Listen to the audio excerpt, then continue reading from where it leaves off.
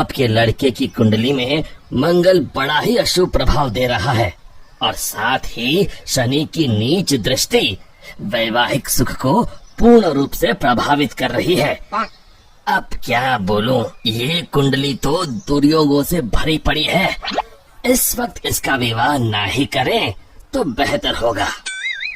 तभी राजू के पिताजी कहते हैं, ऐसा ना कहिए पंडित जी, बड़ी मुश्किल से रिश्ता आया है, वरना इस नालायक को कौन अपनी लड़की देने वाला है।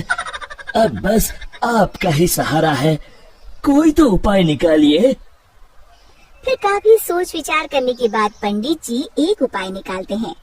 फिर पंडित जी बताते हैं कि राजू की शादी पहले गांव के बाहर जो पुराना पीपल का बड़ा पेड़ है उस पेड़ के साथ करनी होगी और उसके बाद देविका के साथ उसका विवाह किया जा सकता है। फिर राजू और देविका के परिवार वाले पहले राजू की शादी उस पीपल के पेड़ के साथ कर देते हैं और बाद में देविका के साथ। लेकिन उस पीपल के पेड़ के ऊपर रहने वाली चुड़ैल बहुत खुश हो जाती है और वो समझती है कि राजू और उसकी शादी हो चुकी है। फिर वो देविका के शरीर में प्रवेश कर लेती है और राजू के साथ रहने लगती है। फिर एक दिन राजू की माँ उसे ताना मारते हुए कहती है, अरे लिखट्टू, कब तक घर में बैठा मुफ्त की रोटियां तोड़ेगा? अब तो तेरी शादी हो गई है, कुछ तो शर्म कर। क्या माँ, सुबह सुबह फिर से तुम्हारा भाषण शुरू हो गया।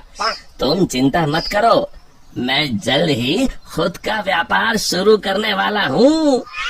अरे बेटा, तू किसे बेवकूफ बना रहा है, मुझे या अपने आप को? पिछले 5 सालों से यही सुनते आ रही हूँ। बस बहुत हो गया, मैं कुछ नहीं जानती। कल से अपना और अपनी पत्नी के राशन पानी का इंतजाम तो खुद कर ले। अब तेरा बोझ हम लोग और नहीं उठा सकते।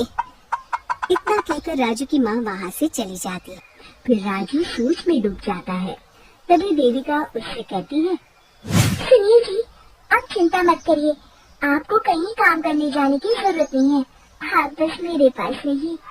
अरे भाग्यवान, अगर कमाने नहीं जाऊंगा तो अपना गुजारा कैसे होगा? तुमने सुना नहीं माँ क्या कह के गई है? अभी आप बेफिक्र होकर सो जाइए, मेरे पास एक जादुई पोटली है। फिर देविका उसे एक लाल रंग की पोटली दिखाती है। आपको जितने पैसे चाहिए उतने ही पैसे इस पोटली में हर सुबह आपको मिल जाया करेंगे।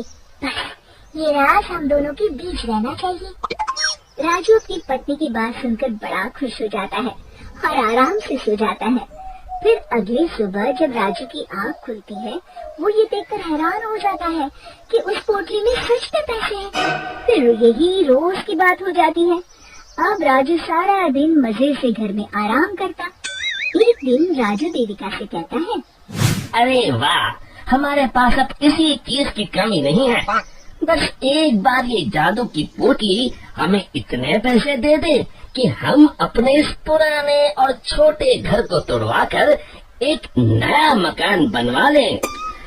तभी देविका राजू से कहती है, आप चिंता मत करिए जी, मुझे पूरा यकीन है कल ये जादू की पोटली आपको इतने पैसे जरूर दे देगी कि आप एक नया मकान बनवा सके।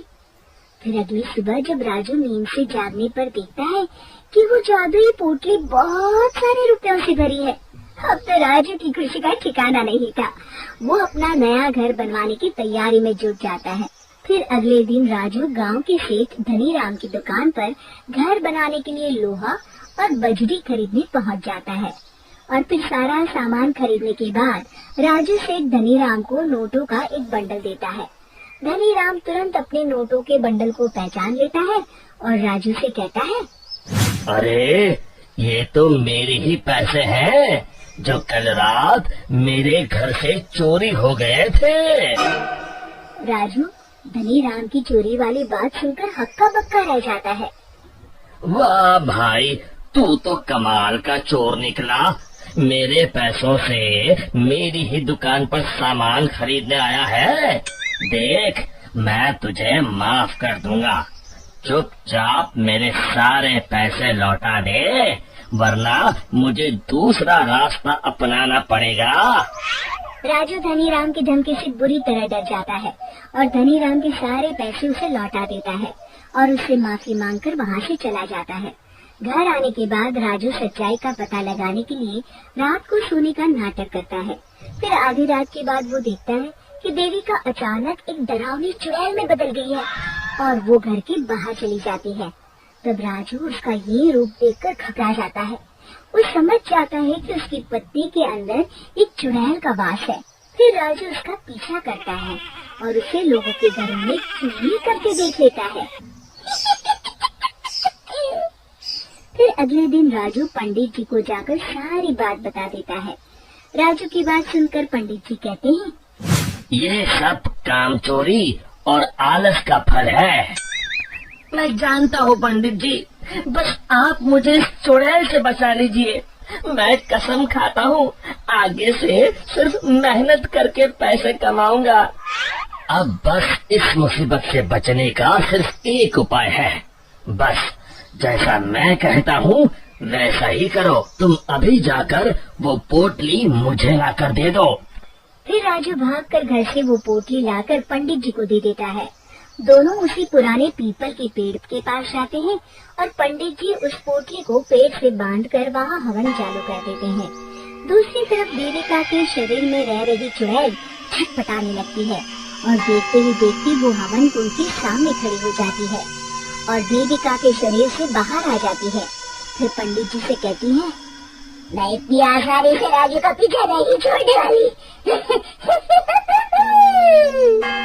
मैं तुझे आखिरी मौका दे रहा हूँ। इस लड़की के शरीर को छोड़कर चली जा। मेरी बात मान ले चुड़ैल, वरना मैं तुझे जलाकर राख कर दूंगा। तू मुझे नहीं जानता पंडित, इसलिए तो इतनी बड़ी बड़ी बातें कर रहा है। लगता है आज तेरा आखिरी दिन है। तो तू नहीं मानेगी तो ठीक है, अब मजा देख। और फिर पंडित जी जोर जोर से मंत्र पढ़ना शुरू कर देते हैं। हवन कुंड की अग्नि देखते ही देखते बहुत बड़ा रूप धारण कर लेती है। चुड़ैल उस पोटली के अंदर कैद हो जाती है। अरे अरे ये कैसे हो गया? अरे मुझे छोड़ दे पंडित, मैं तो मजाक कर रही थी। फिर पंडित जी उस पोटली को उठाकर हवन कुंड में डाल देते हैं।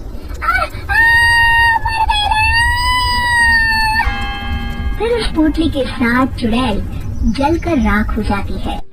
शिक्षा